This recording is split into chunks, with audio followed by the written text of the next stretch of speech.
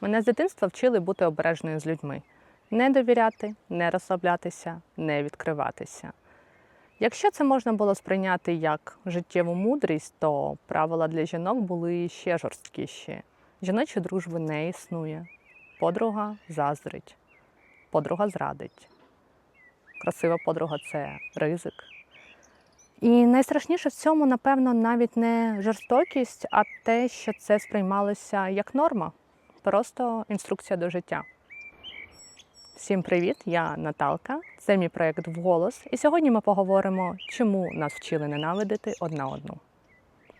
Я виросла з відчуттям, що жінка жінці суперниця, що між нами не може бути спокою, що ми постійно маємо конкурувати за місце під сонцем, за увагу, за чоловіка, за посаду, за що завгодно. І коли ти живеш з такими установками, мозок всюди знаходить підтвердження. Десь пасивна агресія, десь хтось когось обговорив, десь позаздрив, і мозок такий: «О, ну я тебе попереджав, так воно і мало бути». Тільки проблема в тому, що мозок дуже любить знайоме, навіть якщо це знайоме неправильне.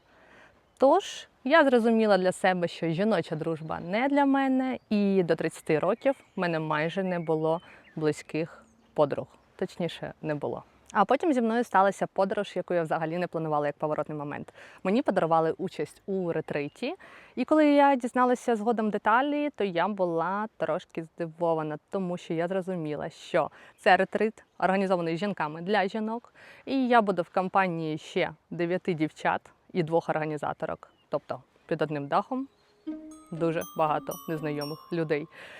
І я була трошки насторожена, їхала не з відкритим серцем, але не була налаштована вороже. Проте я була впевнена, що все одно щось станеться, якісь обговорення, чужі характери, якісь конфлікти, можливо. Тож старі установки давали про себе знати. І саме те, що сталося далі, мене так сильно змінило, тому що ці жінки виявилися прекрасними, глибокими, справжніми, розумними, сильними, щирими і красивими не тільки ззовні. Не було цієї гри в хто краще. Була безумовна підтримка, якесь безумовне прийняття. І ми щиро раділи успіхам одна одної, що мене вкрай здивувало насправді. А вечорами ми вечеряли разом, спілкувалися, ділилися чимось особистим. Воно іноді легше, наче з попутником випадковим, проте ця щирість на ранок нікуди не зникала. І з одною з дівчат ми здружилися найбільше, і після того їздили в ще одну подорож разом. Потім вона приїздила вже сюди на Мадейру, і ми також бачилися і класно проводили час. І хочу сказати, що це просто перевернуло мій світогляд і мою думку стосовно жінок. І склалося таке відчуття, що мене десь обманули. Але це не була одна конкретна людина. Це була купа думок і установок навколо, які просто тобі з дитинства внушали, але це настільки помилково. І тут важлива думка, що жіноча конфліктність – це не про жіночу природу, а скоріш про ті умови, в яких ми зростали.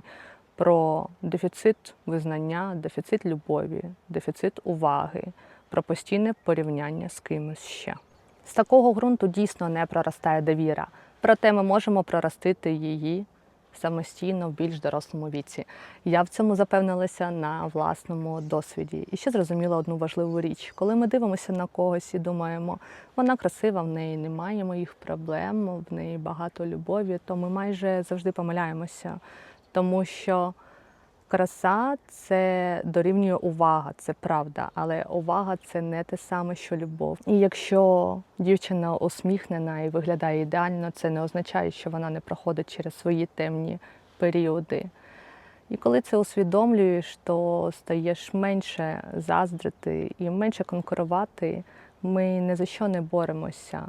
І немає того єдиного чоловіка, за якого ми змагаємося, єдиної посади, за яку ми конкуруємо, єдиного місця під сонцем, яке предназначено тільки для однієї людини.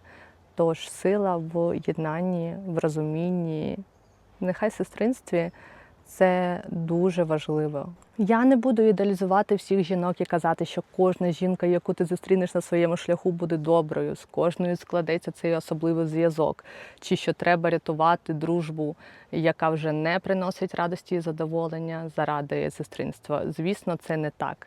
Проте я хочу донести, що жіноча дружба існує, жіноча підтримка існує, жіноча безумовна любов одна до одної існує.